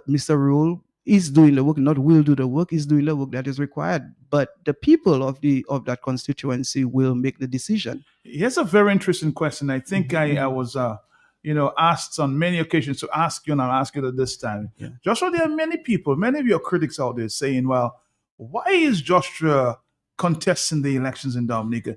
Has he been planted by the Dominica Labour Party? Well, Matt, to me, again, I do not want to be judgmental and I do not want to attack anyone, but Yes. that question is a ludicrous question.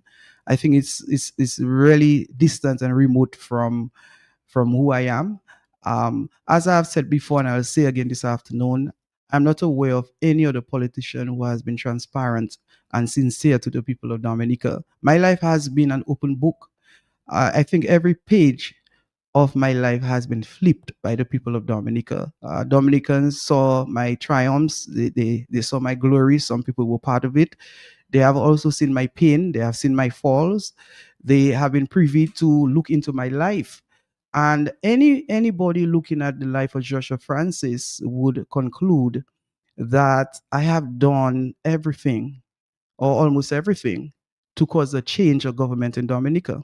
Who are the people spreading these rumors about you? Well, Matt, You've heard it yourself. well, of course, but remember, for years, even when I was in this other party, there were a few operatives who tried to tint the minds of Dominicans by saying that they cannot trust Joshua Francis. Joshua Francis is part and parcel of the Labour Party. He's associated with the leadership of the Labour Party. You hear all kinds of stuff. Those were deliberate machinations to lower my image in the minds of supporters of that particular party, because some people felt threatened. They felt that Joshua Francis was too close to the throne, that he appeared to be the next heir, and they went on a mission to destroy my image. But because I am covered, because I'm protected, because I'm chosen, after all, Matt, sometimes people remind me of the name which I bear, Joshua. I don't think that name was given to me by accident, and I want to thank my mother on public record for giving me that name, Joshua. I think it bears spiritual meaning. And had it not been the Almighty Father, I would not be here this afternoon, not just as a living creature, but as a horse in the race. And I'm here, and I will continue to be here. And those who continue to peddle lies and propaganda, they're the ones who are being exposed as being insincere. After all, I know of a few operatives who did their best to tarnish my reputation. And today, Dominicans are seeing them for who they are. And I don't talk about it much, Matt, but when I get questions like that, oftentimes I remind myself of what I experienced in the on this journey thus far. And I do not just want to categorize it as a political journey because my life is my life. I entered politics in 2014, and at the time when I entered, I did not seem to understand how politics works in Dominica. And I don't want to speak for the whole world. I'm speaking from my experience. Vicious? Very vicious. Again, I remember before I took the decision to be a candidate, I spoke with the deceased Mr. Patrick John about expectations. And he said, son, be reminded that your enemies will be within your camp and your opponents will be in the Labour Party. And it came to pass. It came to pass. It came to pass to appreciate that even within your own camp, you have envy, you have jealousy. And I think that is what has fueled some of the persons to peddle their foolishness that I'm part of the Labour Party or the Labour Party is financing me. Why would I accept any kind of funding from the Labour Party and be part of the UPP? Why would I do that? That would make me a liar. That would make me a deceiver, and I would require significant and severe punishment for that kind of behavior. So I want to place it on record that Joshua Francis has never accepted any kind of funding from the Prime Minister of Dominica, that UPP has absolutely no association with the Dominica Labour Party. If anything, UPP has been working vigorously to contribute towards the removal of the Labour Party. And it's evident. And as far as yours truly is concerned, everybody knows my story. Everybody should accept the fact that I have suffered considerably resulting from my participation in politics. I have no regrets because at the end of the day, some of us have to suffer before we can cause change. After all, if you look at Bible stories such as Joseph, I think that most Dominicans, if not all Dominicans, are familiar with the story of Joseph. He was the chosen one. His brothers were envious of him. They caused him to end up in prison in Egypt. And guess what? He eventually rose to the position of prime ministership, and he forgave his brothers, as I have done before. I see certain areas in my life which is parallel to that of Joseph. I was severely punished by the evil and wickedness of certain operators. They tried to put me in prison. They tried to destroy my reputation. And I still forgive them, and I still went back and worked with them, and they still did not accept me. And today I'm here as the leader of the UPP. So you were lynched then, Joshua? Well, I think I went through more than that, Matt. The basis for the losses that I suffered in my life over the past 10 years really is grounded in politics. I didn't have to go through those pain had it not been the efforts of certain team members. And I have never given my true story on radio. The past is the past. They say, let the guns be bygones. I don't intend to rehash anything. But matter of fact, I have not given my full story of my experience. I would like to write that story. Now, I think I have someone in the line. I want to say good afternoon to you. Good afternoon, sir. How are you doing? Good afternoon, Dominica. Good afternoon. Joshua Francis. Yeah, good afternoon. Good afternoon. Matt, I feel Joshua Francis' pain. Matt, there's one of the people within the same camp that Joshua was speaking about, who said that I'm here to try to take the Salisbury constituency for Joshua. Pure rubbish and garbage. Matt, I wish that question never come up on your program again. The question to Joshua Francis about Roosevelt Skerry. Joshua Francis is a young man.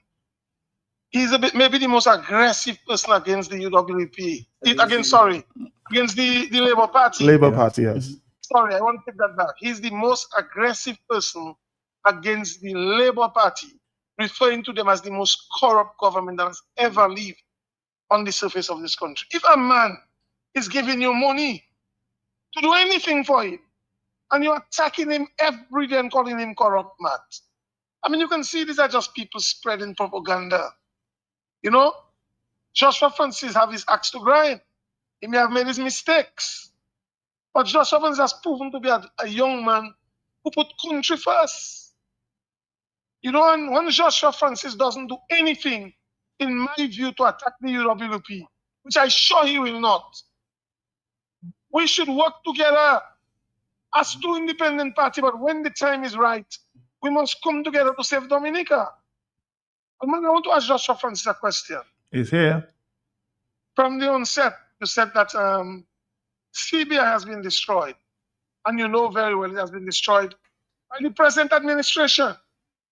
With them and their goons getting rich overnight, selling passports to all kind of corrupt criminals without doing due diligence, man. People in America is only run looking for. And they continue to sell passports to them. But Joshua Francis, let me ask you a question. We know that the offshore sector has been significantly impacting the growth of Dominica.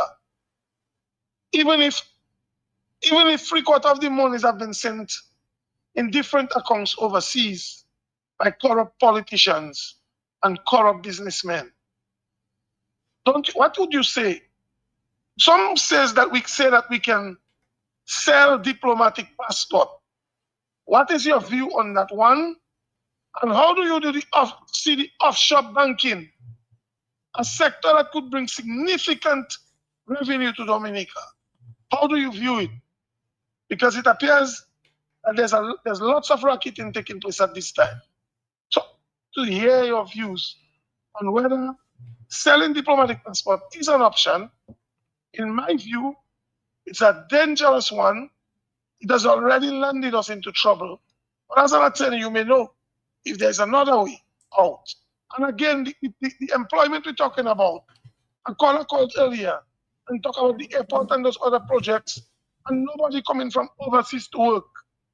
But I want to tell the caller, he made an excellent contribution, but not even Dominicans getting work. There's nobody from Salisbury. I'm sure there's nobody from Maho. I'm sure there's nobody from St. Joe. There's maybe nobody from Portsmouth. Colio. So I'm telling you now, to give us your input on the impact of the airport on the economy of Dominica. Again, please. All right, caller. Thank you. That's it. Thank you. Thank you. All right, Joshua. Yes, on the issue of the sales of diplomatic passports, Matt, this is a great atrocity, and it's a great offense against the people of Dominica. A prime minister should not, ought not, and must not sell Dominica's diplomatic positions in exchange for campaign funds, personal funds, or party funds. This is totally wrong. And Dominica may be one of the few countries where people are not enraged, people do not get onto the streets, and people do not show urgency in rejecting this government. We have heard a number of allegations of this government being part and parcel of situations where our diplomatic passports were sold in exchange for campaign funds. Of course, ordinarily, we do not have material evidence, but we are aware, based on credible sources, that this government has engaged in giving diplomatic passports to investors in exchange for campaign funds. After all, Matt, it does not take rocket science to see that the Labour Party has had deep financial resources. The question is, where does that money come from? Not only that, the Labour Party government has refused to enact any kind of legislation to account for campaign funds. And that alone should tell us that the Labour Party is not interested in giving an account for the monies which it has for the purpose of campaigning. Nonetheless, those of us who have reliable sources know very well that one of the ways in which the Labour Party has been able to get campaign funds is through the abuse of government positions where diplomatic passports have been given to investors in exchange for campaign funds. The United Progressive Party believes in clean governance. Therefore, me being part of any government would definitely advocate for more anti-corruption legislation. We have the IPO. All of us know the story. The IPO has lost its teeth. It's a paper tiger. So a new government in which UPP is part of definitely would give the IPO back its teeth and to flank IPO with other legislations to clean our governance. But we want to go beyond that. We want to ensure that we appoint commission of inquiries to do the necessary investigations within the public sector to identify the abuse that has taken place over the past 26 years, to identify the players and actors who use government positions to enrich themselves, particularly in the offshore sector and the CBI sector. And I personally, I stand for clean governance and want to be part of a government where the necessary forensic investigations will take place and those who have offended Dominica will be held accountable. On the issue of the importance of the offshore sector naturally must play a very, very critical role in Dominica's development. At this stage, Dominica has the lowest foreign direct investment by a distant margin. When you look at the revenue generated for foreign direct investment of Dominica relative to its neighbors, to our neighbors, you would note that Dominica has benefited very, very little from foreign direct investment. And although we have investments through the CBI program, particularly in the area of guest house, hotel, and cottage construction, we have not really tapped the true potential that exists for the offshore sector. So the mega, as you would say, local palace offshore sector that we have had, again, certain operators have abused the system. Certain operators have taken certain steps which may have tainted our reputation on the international stage. So instead, this government created an avenue for the offshore sector to expand so that we can get more foreign exchange, we can get more job opportunities. They have allowed, meaning the government of Dominica has allowed certain players to abuse the system, enrich themselves at the expense of job opportunities, at the expense of Dominicans. In terms of the international airport, again, I'm just responding to Mr. Hilary Shillingford, who I want to commend on public record for being so steadfast in quest of changing this government. Even as we speak, the construction of the international airport supposed to have brought so much more benefit to us. After all, this is the largest capital project in the history of Dominica. And we are looking at unemployment over 1,000 personnel. But although I don't have the data, and when it comes to data, I prefer to be specific and to be precise. But nonetheless, I'm prepared to give an approximation as to the number of persons who are working on that site. It has to be at least 1,200 persons, and most of those persons are foreigners. I heard an announcement by the Minister of Finance that there are 400 Dominicans working on the construction site. That's the International Airport construction site. Those 400 persons who are working here, we don't know exactly which parts of Dominica they're coming from and how many of them are skilled workers versus unskilled workers. But what we know is that there is a large component of Chinese laborers, and those Chinese are being paid abroad. And they're enjoying life in Dominica to the point where they do not buy from our supermarkets, they don't buy from our shops or vendors, not even in the catchment area of the construction of the international airport. They do not rent. Normally, in those circumstances, even where foreigners are involved, they would rent. Therefore, landlords would make money, homeowners would make money. They would shop from our little boutiques, those would make money. They would go into the bars to patronize. The bar owners would make money, and I can go on and on. In economics, you will have what is called a large multiplier effect. In Dominica, we don't have that. So economically, the benefit to Dominica is on the books again. Government expenditure, a government capital project, over $1 million being expended. So that money naturally involves importation of building materials and, as mentioned, a few laborers. They're supposed to have had more Dominicans employed. But again, the government of Dominica, in its negotiation skills, remember, Matt, when you go back into 2006, when our prime minister went to China with an attorney and a few other nationals, they came back and said that they negotiated for 17 hours non-stop, Matt. I don't know if you remember that. And they came back with a 4-pillar project. Now, one of the key components of that negotiation that has shown the incompetence of the government is that, like several other areas, they have allowed the Chinese government to provide its labor force when Chinese companies, and as in this case of the construction of the international airport, to make up most of the labor force. This government is supposed to have stood up to say, look, we need your personnel, we need your expertise, but we need more Dominicans involved. And because we failed, that was not done. That was not done. So you have had the construction of social housing projects. You have had the construction of the wellness centers in Dominica, schools, etc., and a vast and significant number of the employees are Chinese nationals. Now, Matt, moving forward, we are going to need at least 300 persons to be employed full time at that airport when it is completed. And I say when it is completed because I want to be optimistic. From an economic viable point of view, to this date, we are not aware that the government has done an economic assessment test, meaning whether it's going to worth Dominica the money that we're spending, $1.5 billion, because again, this is a business enterprise. As a government, you want to know that when you invest, you're going to get your returns. This airport is not going to bring economic viability in terms of returns, returns exceeding expenses anytime soon. When you look at the airport in St. Vincent as an example, that airport was commissioned in 2017. It was made for a capacity of about 1.2 million people annually. And to date, it has not gotten more than 200,000 people annually. So it is operating in diseconomies of scale, way below full capacity.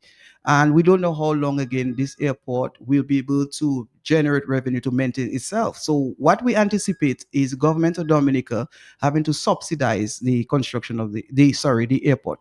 And we wouldn't have a choice because we have not put the necessary infrastructure in place. Not even simple things like having consultations with the people of Marigot, Wesley, Kalinago territory, just to name a few, in preparation for the construction of the airport. Let me take a call. This guy's been holding on from the UK. Good afternoon to you. Good afternoon, sir. Yeah, good afternoon. I'm Matt Peltier. Yeah, good afternoon, Joshua Francis. Hi, good afternoon. Right, Joshua. I'm calling for the United Kingdom diaspora. My name is Bevan Nicholas.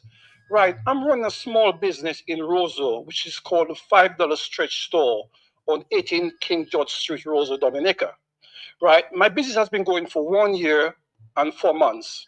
Right, I've been importing London down to Dominica, and I'm paying very high duty on the port. Right, seeing that the economy is so tough, and we're told by the Prime Minister after Hurricane Maria to diaspora to come to Dominica to open. I have done it. I've listened to him. I've done it. And I'm being faced with heavy duty on the port, getting my stuff out the port into Roseau and put it on the shelf, where I do not to pass the duty onto the consumers that come into my shop every day, which the country, the money is not coming in. If you're watching Roseau on a Saturday, you hardly see anybody in town on a Saturday. I want to know, what would you do if you're the government to help businesses like myself who are under serious dominance? And when I put my price on the item, people are saying it's too expensive, right? And I'm facing heavy duty on the port. So seeing that you're a part of the law and you want to get into government, what would you do for it? For small businesses who are overseas and exporting stuff into Dominica and paying heavy duty on the port? I think I got the question. It's just basically saying, if you get into government, what would you do for small business? Well, first of all, Matt, one of the first things I would do within the first 3 months of governance is to set up a task force consisting of entrepreneurs, technocrats, and persons from civil society to sit on a table to make an assessment of the current policies regarding small businesses in Dominica. And once that assessment is made, the government will take immediate steps to alleviate the plights of our entrepreneurs and small business owners, and to take the necessary steps to make the economy or make their space more buoyant for their growth, their expansion, and attraction of new businesses in Dominica. The United Progressive Party, under my leadership, believes that for Dominica to grow, we must expand the private sector. We must create an avenue for the enabling private sector growth, entrepreneurship, small businesses, light industries, agro-processing. And one of the challenges which appears to be affecting small businesses is the high cost of import duties. Now, one must understand that the government must generate revenue to sustain the public bill, whether it's capital projects, it's recurrent expenditures, to mention a few. However, the government must be willing to take its risk, and that is business by nature. Hence, the reason why we have to diversify our economy. Me being part of a cabinet, definitely that is one of the areas that we must challenge, the import duties. So I believe that we have to go beyond what this Labour Party government has done by the removal of duplicity or duplicitous pricing and duties on the port. We may have to make duty-free for what is called producer goods. So in the case of this gentleman with his small business, we have to make certain products that he may be bringing in for the purpose of production subject to duty-free. Because look at this, Matt. If you bring in a vehicle as a tool of trade, that vehicle takes a different meaning for the purpose of the economy to a vehicle that you're bringing in for leisure. For private use, yes. So here you go. So under or in a new government, I definitely would support duty-free for producer goods.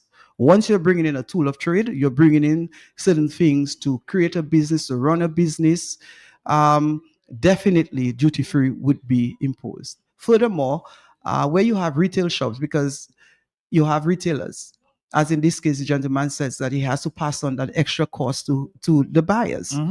Again, once that task force sits and examine the duties which are imposed against different types of products in Dominica, he listens to the entrepreneurs, as in the case of this gentleman, we would formulate policies to make it easier for this man so that the price of the goods on the shelf would be lessened. Now, we must acknowledge that globally, inflation is on the rise. And that is why we need a government that's visionary, a government that has the will to do what it takes to make Dominica a better place. All right, Dominica, we've got to go though in a minute. I know that's his favorite song, so I'll play it for him before you go. Yours is excellent. All I require for life, God has given me, for I know who I am. Know who God said I am. What He said. We have a few more minutes. We'll take a phone call or two, and then we'll wrap it up here. On the Talk on the Block extension. Hello, talk to me. Yes. Good afternoon, Matt. Good afternoon, Mr. Francis. Yes. Good afternoon to you. The problem I have with Mr. Skerritt, he just does not tell the truth. He's a stranger to the truth, and particularly has lied to us about this of passports. And he told us that there was this due diligence process, and made it sound like there's no way you can get around this due diligence process. Yet, people ended up with passports who were criminals. And that was a lie. He knew that he sold those to those criminals. He knew it. Yet he's trying to fool the public to tell them this due diligence process, it's locked tight. You can't get around. Enough said. We are a chosen generation. We've been called for to show His excellence. All I require for life, God has given me, and I know who I am. All right, Joshua, we've got to go though. What's the plans for the UPP in the next few weeks? I know you're not contesting on the Rosa North. I'm sure in some way you may be involved. So what's the plans going forward, Joshua, before you go? Well, Matt, some people on the ground are saying anything but Labour Party. Now, of course, it sounds a little unreasonable, but it is very reasonable.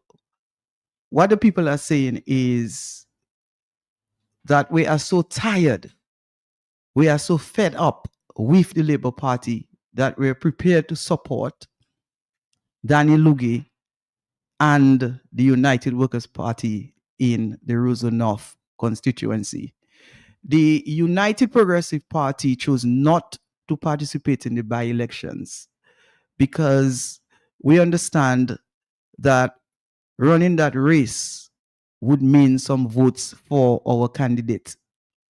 And as part of the pledge to do what is in the best interest of Dominica, we are not participating in the election. We have done some groundwork whereby that's in the Roseau North constituency, encouraging the Roseau North constituents to do what is in their family's best interest, their children's best interest, the constituency's best interest, and Dominica's best interest. And that is to ensure that on polling day, the vote goes to Daniel Luge. So anything but Labour. Anything but Labour. And there must be an urgency. And you heard Hillary Schillingford called earlier and talk about the vigor in which I campaign against the Dominica Labour Party. He acknowledges that and he appreciates that. And I think that all of us should appreciate my effort, and all of us should appreciate the efforts of Daniel Luge and every other candidate for the opposition, because it takes a lot of sacrifice, a lot of effort to be out there and to be working against a Labour Party government that is well entrenched in Dominica. It's going to take Herculean efforts to uproot and to remove this government. And we must not wait for tomorrow. And that is why whenever I get the opportunity, I remind Dominicans to behave like election is tomorrow. We don't have control over the date for the next general election. We know that the laws of Dominica provides for the Prime Minister of Dominica to call a snap election, as it were in 2022. We must never allow ourselves, as we say, to be in a situation where we are caught with our pants down. Therefore, every Dominican who wants a change, and to me, every Dominican should want to change. And if you do not want to change, something is wrong. The only people in Dominica who should not want to change are the people who have milked the national cow for the last 26 years and have enriched themselves and continue to enrich themselves. Those are persons who want to protect their economic interest. These are not people who care about Dominicans. They pretend to care about Dominicans. And there are quite a number of them parading to care about Dominicans. They don't. They care about themselves. They have gotten wealthy. So barefoot people, ordinary Dominicans, make up the majority of Dominica. And all barefoot man, every person in Dominica should want to change. Matt, having said that, the United Progressive Party will be hosting an event in Fokoli on Saturday. Is it next Saturday? Joanne Green, who is the representative for the United Progressive Party, has been on the ground and continues to be on the ground. And she's urging the people of Roseau North and Dominicans by extension to give the support. And I also want to say that the United Progressive Party will be having a retreat, which is not for the public, but I'm making mention of it to show Dominicans that we are an organized party.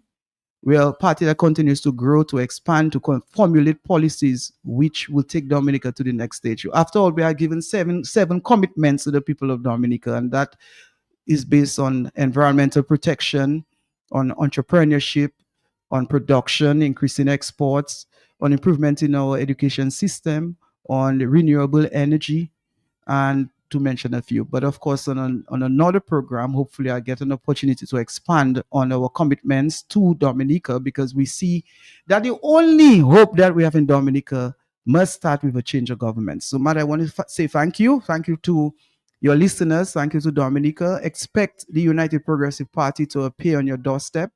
We are sharing good news, and that good news will contribute towards a change in Dominica. So let us make it happen. Everyone has a responsibility to add value to the movement. It starts with get confirmed to vote, get registered to vote. So Matt, thank you so much. We've got to go. We've got to go. Don't forget to get confirmed today, huh?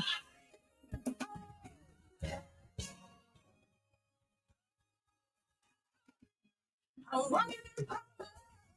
I walk in miracles. I live a life of favor.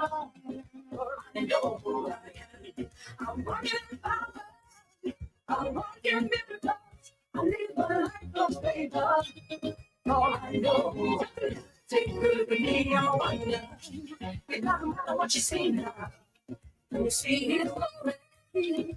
I know who I am. Take a look. We are in the hurricane season. Don't forget to secure your home, board up windows, reinforce garage doors, and trim trees and damage from flying debris.